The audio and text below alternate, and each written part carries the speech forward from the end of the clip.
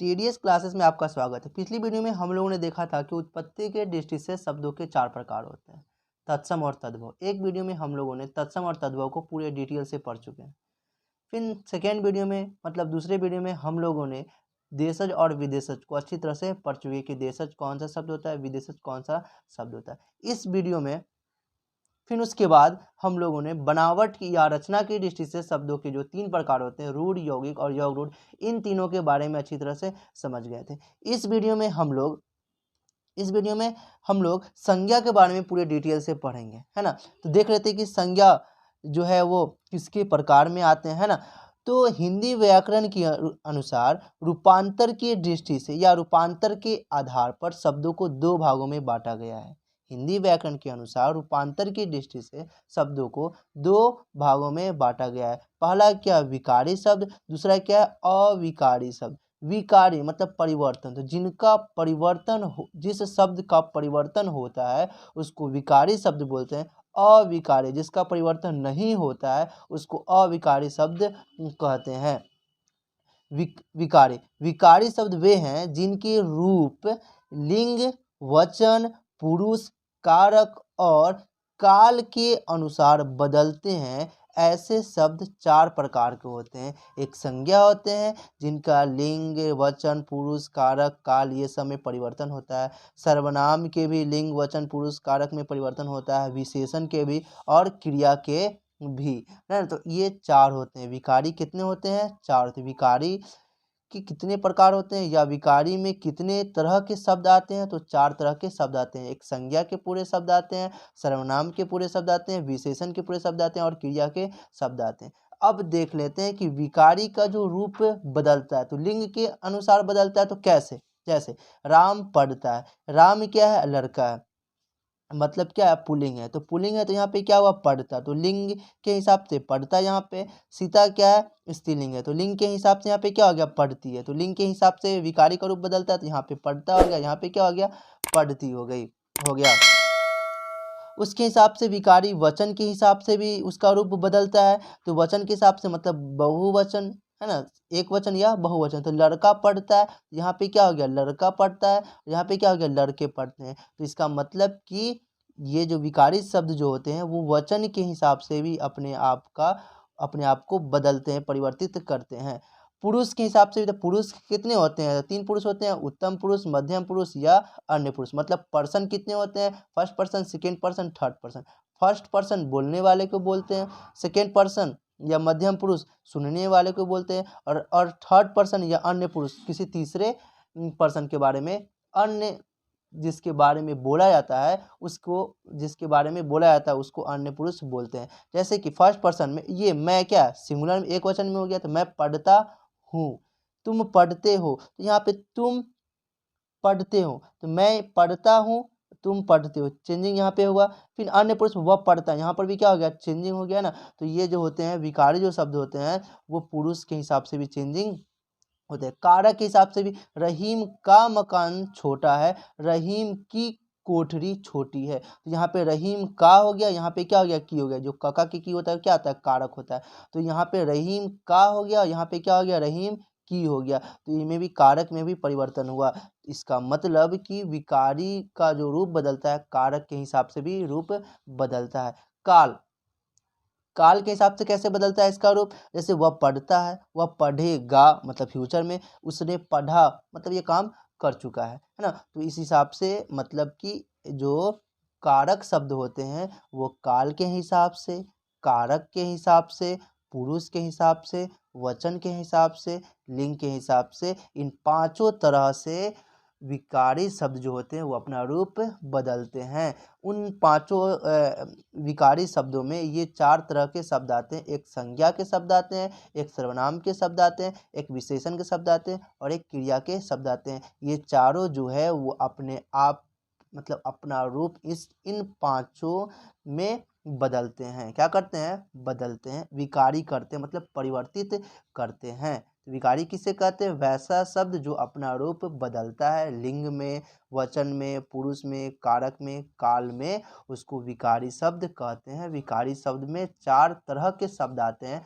संज्ञा के शब्द आते हैं, सर्वनाम के शब्द आते हैं, विशेषण के शब्द आते हैं। उसके बाद हम लोग देख लेते हैं अविकारी शब्द। क्या देख लेते हैं? अविकारी शब्द देख लेते हैं।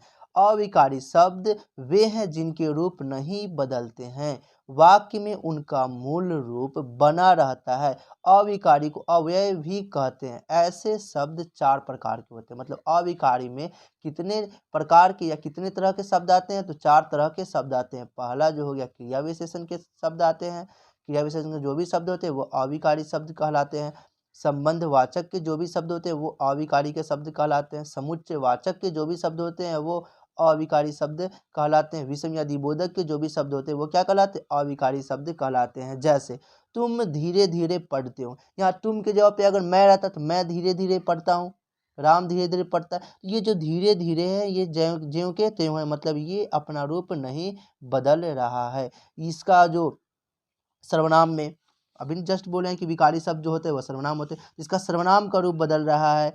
पढ़ते क्रिया का रूप, क्रिया का रूप बदल रहा है। हूँ मतलब क्या हो गया? ये काल का रूप बदल रहा है, मतलब क्रिया का काल टाइम का ही वर्ब का ही रूप बदल रहा है। लेकिन क्रिया विशेषण, संबंधवाचक, समुच्चयवाचक या विषम या द्विबोधक के जो भी शब्द होते हैं इनका रूप नहीं बदल रहा है। जैसे तुम धीरे धीरे पढ़ते हो, तो राम धीरे धीरे पढ़ता है, हम लोग धीरे धीरे पढ़ते हैं, है ना, आप लोग धीरे धीरे पढ़ते हैं, राम और श्याम धीरे धीरे पढ़ते हैं। तो यहाँ पे जो धीरे धीरे सेम है, लेकिन बाकी बात सब चेंज हो रहा है, पर ये चेंज नहीं हो रहा है, इसलिए इसको क्या बोला जाता है? अविकारी शब्द बोलते हैं। जैसे कि वह तेज दौड़ता है, राम तेज दौड़ता है, सीता तेज दौड़ती है। दौड़ती है क्रिया में चेंजिंग हो गया, सीता तेज दौड़ती है, सीता सीता मतलब स्त्रीलिंग, स्त्रीलिंग हो गया यहाँ पे। वह तेज दौड़ती है तो यहाँ पे वह क्या हो गया? स्त्रीलिंग। वह तेज दौड़ता है, यहाँ पे वह क्या हो गया? पुल्लिंग। तो इसके जेंडर में मतलब इसके लिंग में परिवर्तन हो गया, इसके क्रिया में भी परिवर्तन हो गया, काल में भी परिवर्तित हो जाएगा कि वह तेज दौड़ता था, काल में भी परिवर्तन हो गया। लेकिन यहाँ पे तेज में कोई भी असर नहीं पड़ रहा है, तो यहाँ पे तेज हो जाएगा, वो अविकारी शब्द हो जाएगा। क्या हो जाएगा? अविकारी शब्द हो जाएगा, क्योंकि अविकारी किसे कहते हैं? जिसका रूप नहीं बदलता। जैसे राम और श्याम दोनों भाई है, सीता और गीता दोनों बहन है ना, दोनों बहन है, राम और श्याम दोनों बहन है, दोनों भाई है। उसके बाद कलम और पेंसिल दोनों एक वस्तु का नाम है ना। तो ये जो होते हैं और जो है ये क्या समुच्चयवाचक होते हैं और ये अपना रूप नहीं बदलते हैं। बाकी बात सब संज्ञा में, सर्वनाम में, उसके बाद क्या होता है विशेषण में, क्रिया में परिवर्तन हो जाता है। लेकिन क्रिया विशेषण, संबंधवाचक, समुच्चयवाचक, विषय में, द्विबोधक में चेंजिंग कोई नहीं हो रहा ना। हम लोग यहाँ पे देख ही रहे हैं, मुझे घर तक छोड़ दो, राम को घर तक छोड़ दो, है ना, मुझे बस स्टैंड तक छोड़ दो। तो सारा कुछ चेंज हो रहा है, संज्ञा भी चेंज हो रहा है, नाउन भी चेंज हो रहा है, क्रिया भी चेंज हो रहा है, पर ये तक जहाँ कहाँ तहाँ है ना, ये चेंजिंग नहीं हो रहा है। मतलब इन सब के अनुसार ये चेंजिंग नहीं हो रहा है। इन सब के अनुसार यहाँ पे और सब चेंज हो रहा है, पर यहाँ पे ये तक जो है वो चेंजिंग नहीं हो रहा है। तो यहाँ पे जो तक हो जाएगा वो क्या हो जाएगा? अविकारी शब्द हो जाएगा, है ना। मतलब इनके जो क्रिया विशेष जो संबंधवाचक जो हो गए वो क्या हो गए? वो अविकारी शब्द कहे जाएंगे। अरे मेरा भाई तो पुलिस बन गया, अरे मेरा भाई पुलिस बन गया, अरे मेरी बहन पुलिस बन गई। तो ये सब जो है चेंजिंग हो रहा है ना। बहन है तो बन गई, भाई है तो बन गया। तो यहाँ पे से जो लिंक है इसका चेंजिंग हो रहा है, लेकिन अरे जहाँ का तहाँ, ऐसा नहीं कि लड़का के लिए कुछ और हो गया, लड़की के लिए कुछ और हो गया, है ना। मेरा एक भाई है तो यहाँ पे कुछ और हो गया, और 2 भाई है तो जैसे मेरे 2 भाई पुलिस बन गए, एक भाई पुलिस बन गया, तो इसके वचन में भी परिवर्तन हुआ, लेकिन यहाँ अरे में कुछ नहीं हुआ। तो ये क्या कहलाएंगे? अविकारी शब्द कहलाएंगे। उम्मीद करते हैं कि ये विकारी और अविकारी आपको अच्छी तरह से समझ में आ गई होगी कि विकारी शब्द कौन होते हैं और अविकारी शब्द कौन होते हैं। विकारी शब्द जिनका रूप बदलता है और अविकारी शब्द जिनका रूप नहीं बदलता है। तो यहाँ पे हम लोग अच्छी तरह से समझ गए हैं कि तुम धीरे धीरे पढ़ते हो, राम धीरे धीरे पढ़ता है, श्याम धीरे धीरे पढ़ता है। तो धीरे धीरे जहाँ के तहाँ है, लेकिन सारा कुछ चेंज हो रहा है। राम और श्याम धीरे धीरे पढ़ता है तो इसके वचन में, लिंग में परिवर्तन हो रहा है, लेकिन धीरे धीरे जो है उसमें परिवर्तन नहीं हो रहा है। ठीक है। अब हम लोग आगे देख लेते हैं कि विकारी जो है उसमें 4 तरह के शब्द होते हैं। एक संज्ञा के पूरे शब्द होते हैं, एक सर्वनाम के पूरे शब्द होते हैं, एक विशेषण के पूरे शब्द होते हैं, एक क्रिया के शब्द होते हैं। तो इस वीडियो में हम लोग पूरे डिटेल में एकदम अच्छे तरह से, है ना, हम लोग संज्ञा को पढ़ेंगे कि संज्ञा शब्द कौन होते हैं, संज्ञा क्या होता है ना। इन सबको अच्छी तरह से इस वीडियो में हम लोग समझेंगे। चलिए, संज्ञा का शाब्दिक अर्थ नाम होता है। क्या होता है? नाम होता है ना। संज्ञा किसे कहते हैं? तो किसी व्यक्ति, वस्तु, स्थान व भाव के नाम को संज्ञा कहते हैं। ये सिंपल सा कह सकते हैं कि दुनिया में किसी भी चीज के नाम को संज्ञा कहते हैं। किसी भी चीज के नाम को क्या कहते हैं?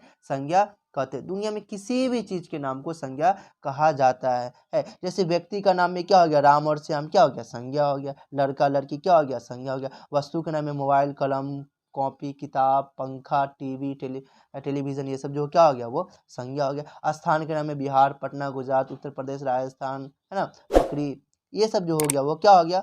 संज्ञा हो गया। भाववाचक में जिसको हम लोग क्या करते हैं? सिर्फ महसूस करते हैं, वो भी संज्ञा। जैसे गुस्सा, ईमानदारी, सच्चाई, लड़कपन, बचपन, ये सब भी क्या हो गया? वो सब संज्ञा हो गया, है ना। संज्ञा के प्रकार देखते हैं। मूल रूप में देखते हैं तो संज्ञा 2 ही तरह के होते हैं। मूल रूप से अगर देखा जाए तो संज्ञा मात्र 2 ही तरह के होते हैं। एक दिखने वाला होता है, एक क्या होता है? नहीं दिखने वाला।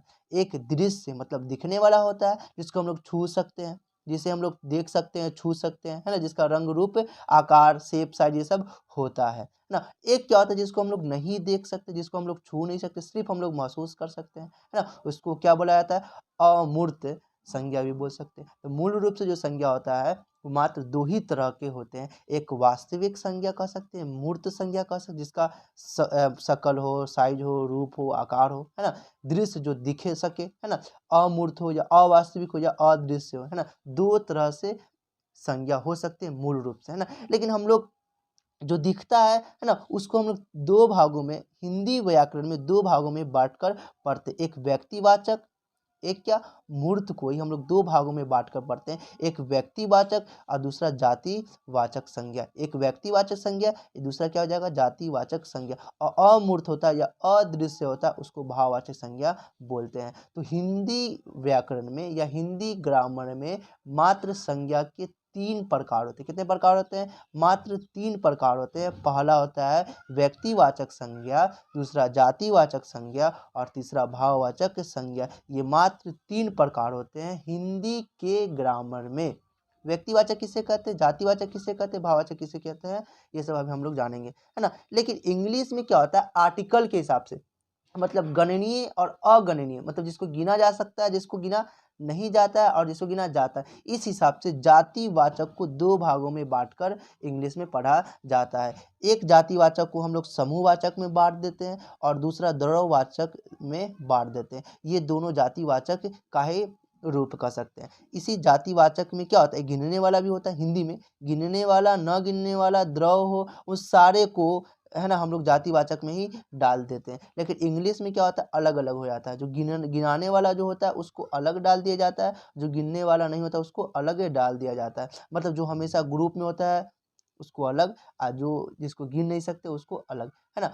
तो इंग्लिश में जातिवाचक को ही 2 भागों में बांट दिया गया है। एक कलेक्टिव नाउन, दूसरा क्या है? मटेरियल नाउन, मतलब समूहवाचक और द्रव्यवाचक। द्रव्यवाचक और समूहवाचक। समूहवाचक को इंग्लिश में कलेक्टिव नाउन बोला जाता है और द्रव्यवाचक को इंग्लिश में क्या बोला जाता है? मटेरियल नाउन बोला जाता है। ये जो समूहवाचक जो होता है वो गिना जा सकता है और ये द्रव्यवाचक मतलब मटेरियल नाउन जो होता है उसको गिना नहीं जा सकता। ये समूहवाचक जो होता है मतलब कलेक्टिव नाउन जो होता है वो इंग्लिश में आर्टिकल्स को लेता है। मतलब आर्टिकल्स तो इंग्लिश में ही होता है ना। तो ये जो जो समूहवाचक मतलब कलेक्टिव नाउन जो होते हैं वो इंग्लिश में आर्टिकल्स लेते हैं। आर्टिकल्स में ए एंड द ये जो होता है वो लेते हैं। और ये द्रव्यवाचक जो होते हैं मतलब मटेरियल नाउन जो होते हैं वो अनकाउंटेबल होते हैं, इसलिए ये आर्टिकल्स मतलब ये इसको गिन ही नहीं सकते, तो ये आर्टिकल्स क्या लेगा? तो ये आर्टिकल्स नहीं लेते हैं। तो वही, तो हिंदी व्याकरण में संज्ञा 3 प्रकार के होते हैं और अंग्रेजी व्याकरण में संज्ञा 5 प्रकार के मतलब नाउन 5 प्रकार के होते हैं। पहला हम लोग देख लेते हैं कि व्यक्तिवाचक क्या होता है, व्यक्तिवाचक किसे कहते हैं, व्यक्तिवाचक कितने प्रकार के होते हैं, है ना, मतलब किसे कहते हैं, है ना, कौन व्यक्तिवाचक होते हैं, है ना। तो जिन शब्दों में जिन शब्दों से किसी विशेष व्यक्ति, स्थान अथवा वस्तु के नाम का बोध होता है उसे व्यक्तिवाचक संज्ञा कहते हैं। मतलब जिससे खास व्यक्ति या वस्तु का बोध होता है उसको हम लोग व्यक्तिवाचक कहते हैं। जिससे किसी विशेष जाति का, विशेष व्यक्ति का, विशेष जगह का, विशेष वस्तु का बोध होता है उसको हम लोग व्यक्तिवाचक संज्ञा कहते हैं। It is the special name of someone, something और प्लेस। मतलब किसी के खास नाम को, किसी चीज़ के, किसी व्यक्ति के या किसी जगह के खास नाम को हम लोग व्यक्तिवाचक या प्रॉपर नाउन कहते हैं। ये दुनिया में केवल एक होते हैं, है ना। ये जो व्यक्तिवाचक होते हैं पहले से जानने पर ही पहचान कर सकते हैं, अचानक देखकर नहीं। मतलब व्यक्तिवाचक जैसे कि नदी है, तो नदी एक साधारण नाम है, उसको हम लोग कह सकते हैं जातिवाचक। लेकिन हम नदी को देखें कि हाँ ये गंगा नदी है, तो ये खास नदी हो गया, तो वो क्या कहलाएगा, व्यक्तिवाचक कहलाएगा। जैसे कि मेरे पास कोई लड़का आ गया तो उसको हम लोग देख के क्या बोलेंगे कि ये लड़का है, लड़का को पहचान कर, मतलब लड़का को पता चल जाएगा तो क्या बोलेंगे, ये लड़का है। मतलब एक पूरे जाति का बोध हो गया और उसको हम लोग जान गए कि ये क्या है, लड़का। तो ये क्या हो गया, व्यक्तिवाचक, मतलब जातिवाचक ये हो गया। लेकिन उस लड़का का नाम पता चल गया, उसको जान गए, उसको पहचान गए कि इसका नाम क्या है, राम है, तो ये जो हो जाएगा व्यक्तिवाचक संज्ञा हो जाएगा। तो ये राम क्या होगा, व्यक्तिवाचक संज्ञा हो जाएगा। तो व्यक्तिवाचक संज्ञा क्या होता है, जिसको हम लोग जानते हो या पहचानते हो, है ना, उसी को व्यक्तिवाचक संज्ञा कहा जाता है। और जिसका एक विशेष नाम होता है, जैसे कुत्ता क्या हो गया, पूरे जाति का बोध कर रहा है, दुनिया में जितने कुत्ते हैं सब कुत्ता का बोध कर रहा है। लेकिन उस कुत्ता का नाम हम रख दिए टॉमी, तो एक टॉमी खास उस कुत्ते का नाम हो गया, तो ये टॉमी क्या कहलाएगा, व्यक्तिवाचक संज्ञा कहलाएगा। एक कलम है, तो दुनिया का कोई भी कलम हो जाएगा, तो वो क्या होगा, पूरे जाति का बोध करा रहा है, पूरे दुनिया के कलम का बोध करा रहा है, तो वो हो जाएगा जातिवाचक हो जाएगा। लेकिन उस कलम का हम नाम दे दिए कि अग्नि एमिस्ट का कलम है, तो वो क्या कहलाएगा, व्यक्तिवाचक संज्ञा कहलाएगा। जैसे नदी, दुनिया का कोई भी नदी हो जाएगा, उस कोई भी नदी है, एक नदी को हम गए, उसके बाद उसको देखे, जाने, तो उसको पता चला कि उसका नाम क्या, गंगा नदी है, तो जान गए कि हाँ भाई यही नदी क्या है, गंगा नदी है। तो वो कौन सा नदी हो गया, वो मतलब वो कौन नदी हो गया, तो गंगा नदी हो गया। तो ये गंगा नदी क्या कहलाएगा, व्यक्तिवाचक संज्ञा कहलाएगा। जैसे दुनिया का किताब, कोई भी किताब हो सकता है, कोई भी ग्रंथ हो सकता है, तो वो क्या कहलाएगा, जातिवाचक कहलाएगा। लेकिन उस ग्रंथ का हम नाम दे दिए कुरान, तो ये कुरान क्या कहलाएगा, व्यक्तिवाचक कहलाएगा। रामायण कौन संज्ञा कहलाएगा, व्यक्तिवाचक संज्ञा कहलाएगा, है ना। महाभारत क्या कहलाएगा, तो ये व्यक्तिवाचक संज्ञा कहलाएगा, क्योंकि रामायण एक अलग विशेष तरह का एक ग्रंथ है, एक किताब है ना।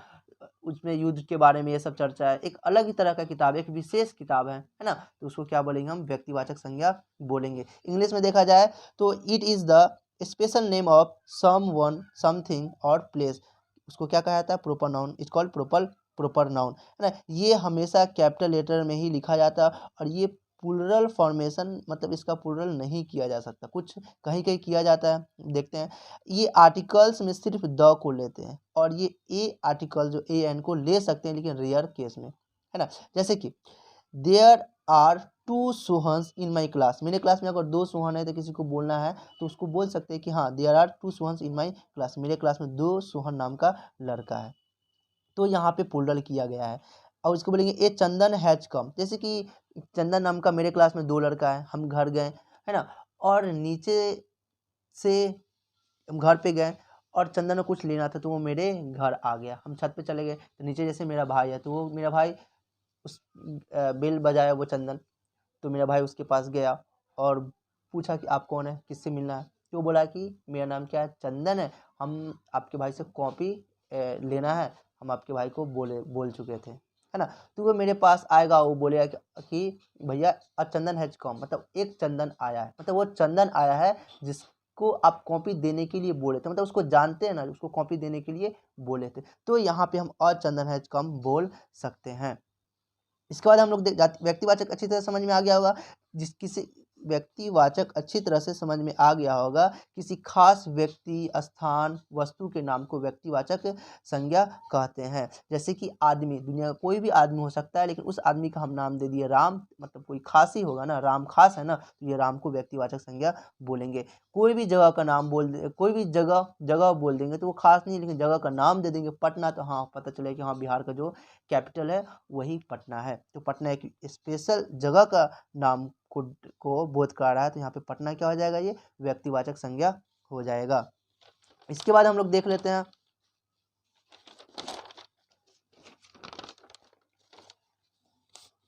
जातिवाचक संज्ञा क्या होता है, किसे कहते हैं। जातिवाचक संज्ञा जिससे पूरे जाति भर का बोध होता है उसे जातिवाचक संज्ञा कहते हैं। जिस शब्द से किसी प्राणी या वस्तु की समस्त जाति का बोध होता है उन शब्दों को जातिवाचक संज्ञा कहते हैं, है ना। जो दुनिया में बहुत सारे होते हैं पूरे जाति का बोध कराता है, जिसको हम लोग पहले से जानने की आवश्यकता नहीं होती, केवल उनके लक्षण का पता चल जाता है तो पता चल जाता है कि वो क्या जातिवाचक संज्ञा। जैसे पता चल गया कि नदी है तो मेरे ख्याल में आ जाएगा कि हाँ पानी होगा, तो क्या हो गया, नदी होगा। पूरे तो नदी क्या पूरा दुनिया में सारा नदी का बोध हो गया, तो वो नदी क्या कहलाएगा, जातिवाचक संज्ञा कहलाएगा। कुत्ता के बारे में पता है ना, पूरी दुनिया नहीं देखेंगे फिर भी बोल सकते हैं हाँ भाई वो कुत्ता है, उसके मेरे माइंड में इमेज भी बन जा रहा है और पूरे जाति का भी बोध हो रहा है, तो ये कुत्ता क्या करेगा, जातिवाचक संज्ञा कहलाएगा, है ना। इंग्लिश में इसको क्या कह सकते हैं, the name shared by all is called common noun. मतलब जो पूरे जाति का नाम का बोध कराता है उसको जातिवाचक संज्ञा कहते हैं। प्रत्येक कॉमन नाउन, जो भी कॉमन नाउन होते हैं वो कलेक्टिव नाउन नहीं हो सकते। जैसे कॉमन नाउन है बॉय हो गया, लड़का क्या हो गया, कॉमन नाउन, तो वो कलेक्टिव नाउन नहीं कहला सकता। लेकिन कलेक्टिव नाउन जो भी होगा ना उसको हम लोग कॉमन नाउन कह सकते हैं। जैसे कि क्लास, एक क्या है, कलेक्टिव नाउन है, लेकिन क्लास को हम लोग कॉमन नाउन भी कह सकते हैं, मतलब जातिवाचक भी कह सकते हैं। लेकिन हर कॉमन नाउन को कलेक्टिव नाउन नहीं कह सकते, लेकिन हर कलेक्टिव नाउन को कॉमन नाउन कह सकते हैं। और ये जो कलेक्टिव नाउन होता है वो प्लूरल फॉर्मेशन, मतलब इसका प्लूरल होता है, ये आर्टिकल्स लेते हैं और इसका ये कैपिटल लेटर में भी लिखा जा सकता है। जातिवाचक का एग्जाम्पल आदमी, जानवर, कुत्ता, फल, फूल, पहाड़, नदी, पेन, किताब, कॉपी, कलम, है ना, ये सब क्या हो जाएंगे, जातिवाचक संज्ञा हो जाएंगे। अब देख लेते हैं समूहवाचक संज्ञा किसे कहते हैं, क्या होता है। तो जब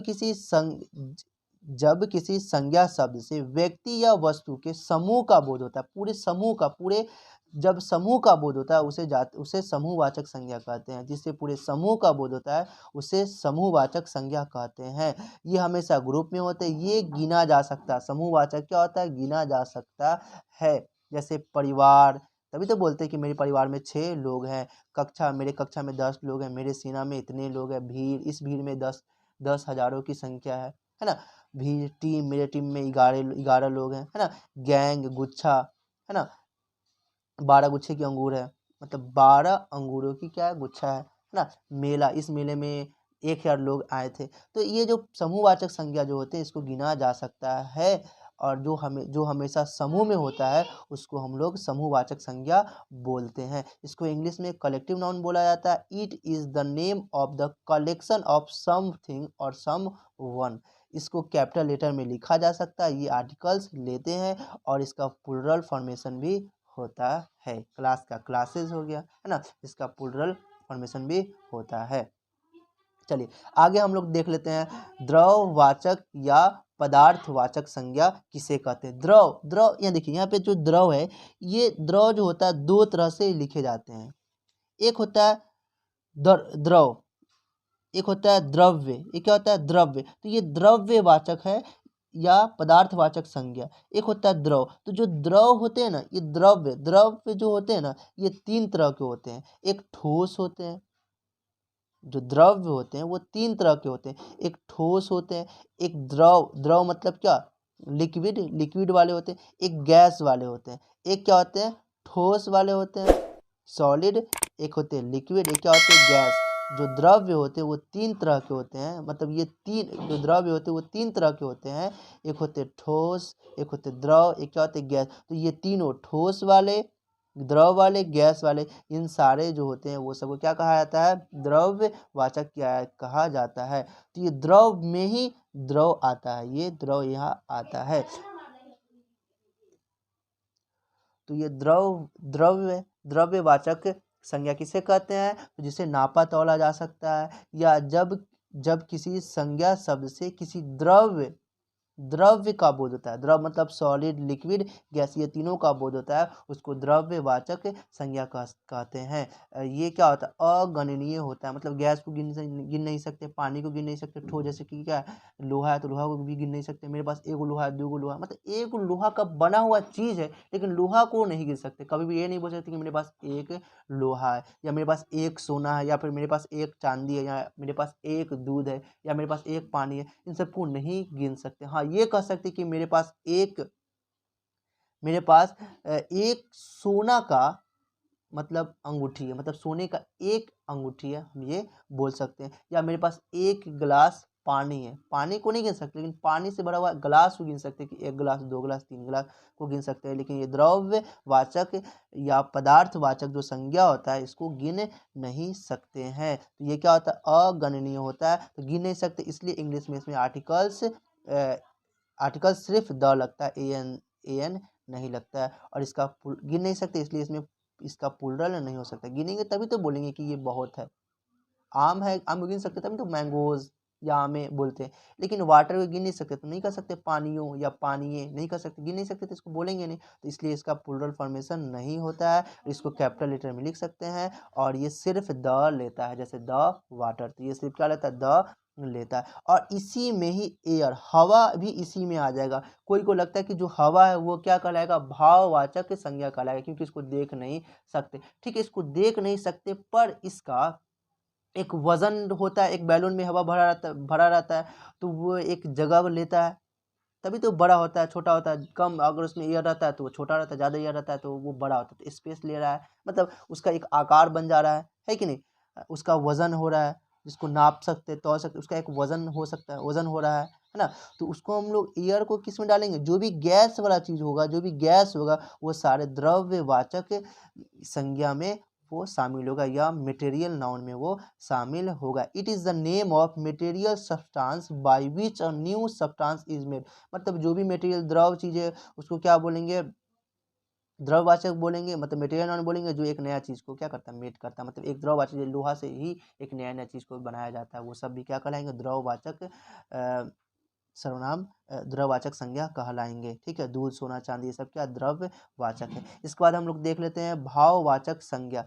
जिस संज्ञा से पदार्थ की अवस्था, गुण, दोष, भाव, दशा आदि का बोध होता है, उसे भाववाचक कहते हैं। जिसे हम लोग सिर्फ महसूस करते हैं, जिसको हम लोग देख नहीं सकते हैं, जिसको हम लोग सिर्फ महसूस करते हैं, only feel, can't see and touch, जिसको हम लोग छू और देख नहीं सकते, सिर्फ उसको क्या करते हैं, महसूस करते हैं, उसको भाववाचक संज्ञा बोलते हैं। ये देखा नहीं जा सकता, केवल इसको क्या किया जाता है, महसूस किया जा सकता है। जैसे बुढ़ापा, बुढ़ापा को नहीं देख सकते, बूढ़ा आदमी को देख सकते पर बुढ़ापा को नहीं देख सकते। बचपन, बच्चा को देख सकते हैं, बच्चा जातिवाचक हो जाएगा, लेकिन बचपन को, उसके बचपन को नहीं देख सकते, बचपना को नहीं देख सकते, तो वो क्या कहलाएगा, भाववाचक संज्ञा कहलाएगा। मोटा आदमी को देख सकते हैं पर मोटापा को नहीं देख सकते हैं, तो वो क्या कहलाएगा, भाववाचक संज्ञा कहलाएगा। चढ़ाई भी क्या कहलाएगा, भाववाचक संज्ञा कहलाएगा। थकावट, थका आदमी को देख सकते हैं पर थकावट को नहीं देख सकते, तो वो क्या कहलाएगा, भाववाचक संज्ञा कहलाएगा। ईमानदार आदमी को देख सकते हैं कि भाई वो ईमानदार आदमी, पर ये नहीं देख सकते कि वो कितना ईमानदार है, कैसा ईमानदार है।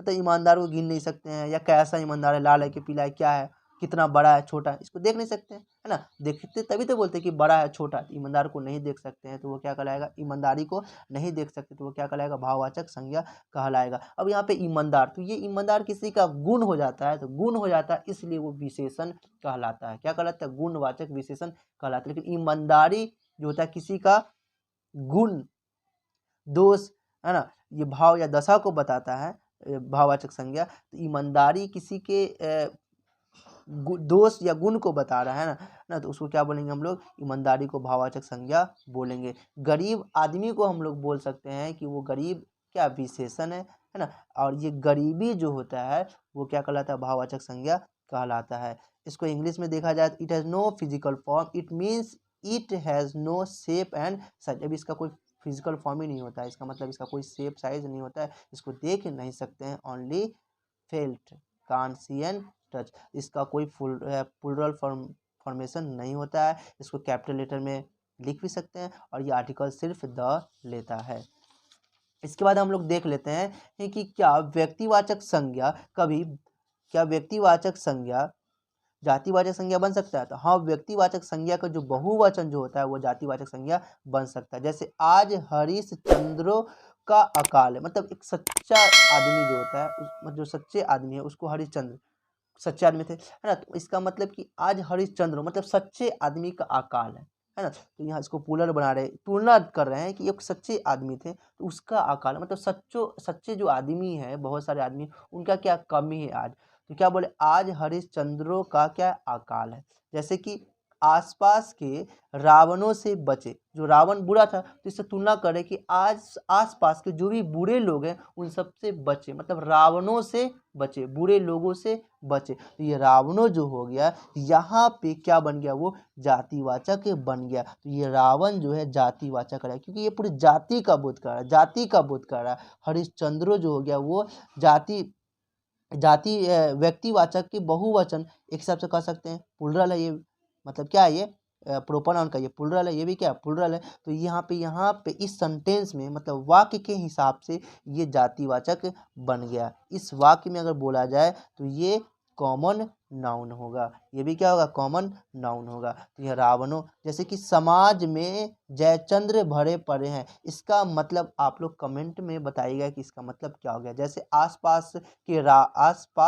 के रावणों से बचे, इसका मतलब जो आसपास में जो रावण बुरा था ना, इसका मतलब आसपास के बुरे लोगों से बचे। तो इसका मतलब क्या हो गया, आसपास के बुरे लोगों से बचे। आज हरिश्चंद्रों का अकाल मतलब आज के समय में जो अच्छे सच्चे लोगों का क्या अकाल है, कमी है। तो इसका मतलब ये हो गया, इसका मतलब ये हो गया, इसका मतलब आप लोग कमेंट कीजिएगा। इसका मतलब देख लेते हैं, जातिवाचक संज्ञा से व्यक्तिवाचक संज्ञा बन जाता है। मतलब जो जातिवाचक संज्ञा होता है लेकिन उस सेंटेंस में वो व्यक्तिवाचक का काम करता है, इसलिए वो व्यक्तिवाचक संज्ञा कहलाता है। जैसे गांधी एक क्या जाति का गांधी, ये क्या होगा, जाति और पूरी जाति का बोध कर रहा है, तो ये क्या हो, जातिवाचक कहलाएगा। लेकिन इस सेंटेंस में ये गांधी क्या कहलाएगा, व्यक्तिवाचक कहलाएगा। कैसे, गांधी ने अहिंसा का पालन किया। कौन गांधी, वही महात्मा गांधी। तो ये किसको डिनोट कर रहा है, किसको ये बता रहा है कि ये वही गांधी जी जो थे क्या थे, अहिंसा का पालन करे। तो इस सेंटेंस से हमको वो गांधी जी का याद आ रहा है। तो गांधी जी क्या थे, प्रॉपर थे, इसलिए यहाँ पे जो ये गांधी क्या कहलाएंगे, प्रॉपर नाउन कहलाएंगे। पंडित जी भारत के प्रथम प्रधानमंत्री थे। दुनिया के सारे पंडित, तो क्या हो गया, दुनिया के जो सारे पंडित है मतलब कॉमन नाउन है, मतलब जातिवाचक है। लेकिन इस सेंटेंस में क्या सेंस दे रहा है कि वो पंडित जवाहरलाल नेहरू के बारे में ही बोला जा रहा है कि पंडित जी भारत के प्रथम प्रधानमंत्री थे। तो यहाँ पे जो पंडित है ये पंडित कहलाएगा व्यक्तिवाचक संज्ञा, क्योंकि इस सेंटेंस में ये पंडित पूरी जाति का बोध नहीं करा रहा है, ये पंडित जवाहरलाल नेहरू का बोध कर रहा है, इसलिए ये पंडित प्रॉपर नाउन कहलाएगा, मतलब व्यक्तिवाचक संज्ञा कहलाएगा, ये जातिवाचक संज्ञा नहीं कहलाएगा। इसका मतलब कि एक वर्ड से हम नहीं कह सकते कि वो जातिवाचक है या कॉमन वाचक है जनरली, है ना। लेकिन एक सेंटेंस से पता चलता है कि वो क्या जातिवाचक संज्ञा या व्यक्तिवाचक संज्ञा है। जातिवाचक से भाववाचक संज्ञा भी बनाया जा सकता है। जैसे कि लड़का है तो लड़का से क्या बनता है, लड़कपन, तो लड़कपन ये क्या कहलाएगा, भाववाचक संज्ञा कहलाएगा। मित्र क्या जातिवाचक, तो मित्रता क्या हो गया, भाववाचक संज्ञा। दोस्त दोस्ती, बच्चा बचपन, है ना। ये आवासीय, तो आवास क्या है, ये संज्ञा है, और आवासीय जातिवाचक संज्ञा है, और आवासीय ये क्या हो गया, विशेषण हो गया, है ना। तो विशेषण का एग्जाम्पल यहाँ पे लिखा गया था जो यहाँ पे है ना। तो ये क्या हो गया, जातिवाचक संज्ञा से भाववाचक संज्ञा बन गया। उसी तरह विशेषण से क्या बनता है, भाववाचक संज्ञा बन सकता है। जैसे मूर्ख क्या हो गया, एक विशेषण, किसी के हम गुण या किसी के दोष को बता रहे हैं, किसी के विशेषता बता रहे हैं, उसी को विशेषण कहते हैं। विशेषण किसे कहते हैं, तो किसी का विशेषता बताना विशेषण कहलाता है। जैसे मूर्ख किसी की विशेषता बता रहे हैं तो मूर्ख क्या हो जाएगा, विशेषण हो जाएगा। लेकिन इसी मूर्ख से मूर्खता बन गया तो ये क्या कहलाएगा, संज्ञा में कौन सा संज्ञा, क्योंकि मूर्खता तो दिखता नहीं ना है ना। तो किसी के अवस्था से, स्थिति से पता चलता है कि हाँ ये मूर्ख वाला काम कर रहा है, तो ये मूर्खता अपन वाला ये काम कर रहा है। तो ये मूर्खता क्या हो जाएगा, भाववाचक संज्ञा हो जाएगा। वीर क्या हो जाएगा, ये किसी की विशेषता है, तो वीर क्या हो जाएगा, विशेषण हो जाएगा। लेकिन इस वीर से वीरता जो बन गया वो भाववाचक संज्ञा हो जाएगा। एक से एकता, चालाक से चालाकी, खट्टा से खट्टाई, गर्म से गर्म, क्या विशेषण, कैसा है, गर्म है, ठंडा है, सुंदर है, अच्छा है, खराब है, ये क्या विशेषण बता रहे हैं। तो यहाँ पे गर्म से क्या बना, गर्मी, तो ये गर्मी क्या हो जाएगा, भाववाचक संज्ञा हो जाएगा। गरीब क्या विशेषण है, किसी की विशेषता बता रहे हैं, कैसा आदमी है, गरीब आदमी कैसा आदमी है, अमीर आदमी है, तो उसका विशेषण बता रहे हैं ना। लेकिन गरीब से क्या बन गया, गरीबी, तो ये गरीबी क्या कहलाएगा, भाववाचक संज्ञा कहलाएगा। मोटा से मोटापा, मोटा है क्या, किसी की विशेषता बता रहा है, लेकिन मोटापा, तो मोटापा दिखता नहीं है, उसको सिर्फ महसूस करते हैं, तो ये मोटापा क्या कहलाएगा, भाववाचक संज्ञा कहलाएगा। जैसे क्रिया से क्या बनेगा, भाववाचक संज्ञा बन सकता है। पढ़ना क्या हो गया, काम कर रहे हैं, पढ़ना, खेलना, कूदना, मारना, पीटना, दौड़ना, भागना, है ना, ये सब क्या है, क्रिया है। तो इस क्रिया से भाववाचक संज्ञा भी बनाया जा सकता है, बनता है। पढ़ना से पढ़ाई, ये पढ़ाई क्या हो गया, भाववाचक संज्ञा। दौड़ना से दौड़, भूलना से भूल, बोलना से बोल, नाचना से नाच, है ना, जोड़ना से जोड़, ये सब क्या कहलाएंगे, भाववाचक संज्ञा, ये सब कहलाएंगे। और ये सब क्रिया है। जैसे खींचना से खींच, सींचना से सिंचाई, ये सब क्या कहलाएंगे, भाववाचक संज्ञा कहलाएंगे। इस वीडियो में इतना ही। अगर ये वीडियो अच्छी लगी हो तो इस चैनल को सब्सक्राइब कर दे और साथ ही बेल आइकन को प्रेस कर दे। हाँ, आप लोग जो शब्दों की उत्पत्ति के दृष्टि शब्द के जो प्रकार है, तत्सम, तद्भव, देशज, विदेशज, इन सबको अच्छी तरह से जानने के लिए पिछली वीडियो को या हमारे प्लेलिस्ट को चेक करें। उसमें तत्सम वाले वीडियो, तत्सम तद्भव वाले वीडियो अलग है, तद्भव, देशज विदेशज वाले वीडियो अलग है, और रूढ़ यौगिक और यौगिक वाले वीडियो अलग है ना, उन सबको भी देख लीजिएगा। ठीक है, इस वीडियो में इतना ही। इस वीडियो को देखने के लिए थैंक यू सो मच।